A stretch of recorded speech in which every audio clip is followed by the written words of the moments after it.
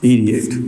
See, as I said, the first period, okay, that's called the discovery era. They are devoted, and that's easy to remember. As the name suggests, discovery, it means this era is devoted to studying the, you can say, the microscope, okay, or discovering the microscope. In the transition era, as I said, there is a continuous debate to prove the theory of, you can say, the abiogenesis, or between the germ theory, or you can say, you can also narrate in different way, like there is a debate between the abiogenesis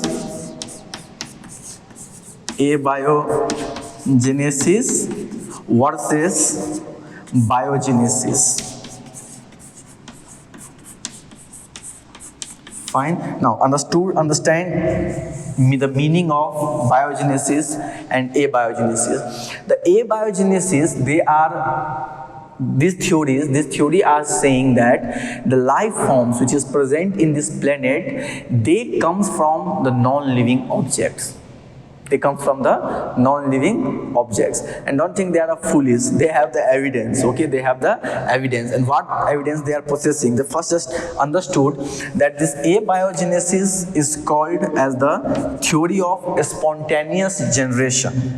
Write it down. Spontaneous generation. Okay, and the biggest supporter of this theory is Aristotle. Okay, and another one is a Socrates. Okay, these two pioneer scientists.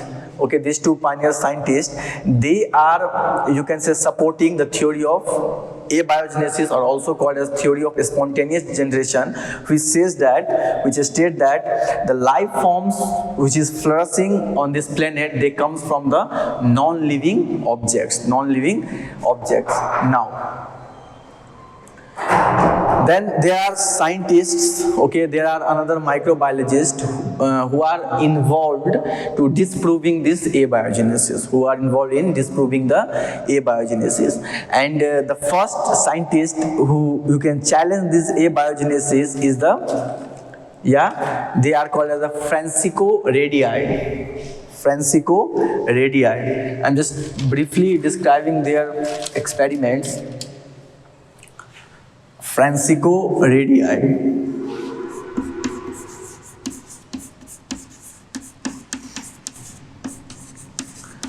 Okay. This scientist, what he did, he taken one flax, okay, and put it the meat piece. Okay. He taken one flax and put it the meat piece, okay, and also he taken simultaneously the another flax, and this flax is the open flax. Remember, this flax is the open flax. Okay, and and this is a closed one. This is the closed one, and this is the open flax. So what happened? You know that files,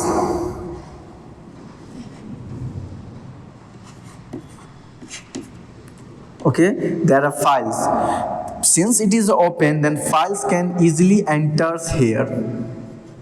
Okay, files can easily enter here, and there will be a, you can say, appearance of egg.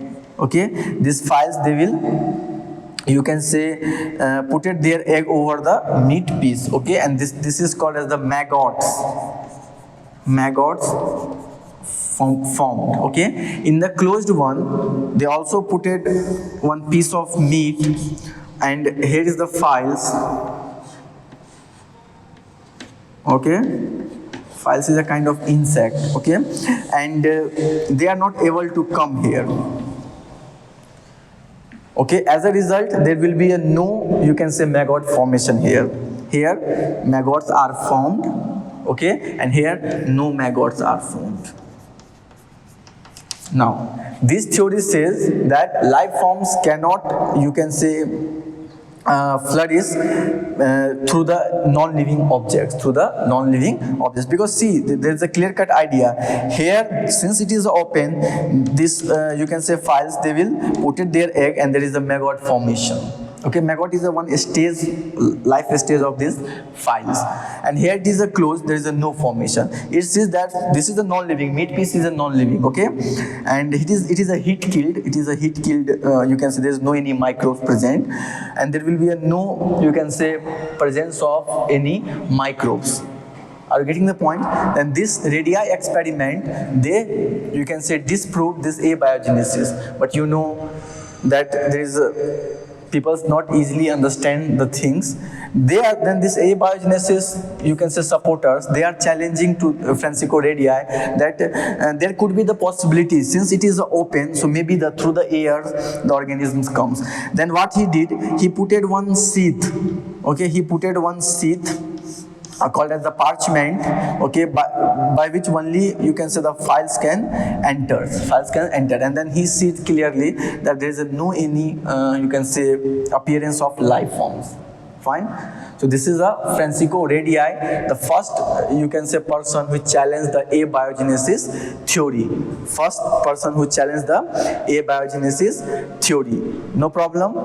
Now, so this is about the transition period. Let's summarize it once again. What is about the transition period in microbiology? The transition period is to prove that the diseases is caused by the germ. And that is called as the germ theory of diseases. That is called as the germ theory of diseases. But initially, scientists were thinking that the diseases, the life forms which is appearing, which is present in this earth, that you can say comes from the non-living objects. Okay, that's come from the non-living objects, and this theory is also called as the spontaneous generation, and the supporter was the Aristotle.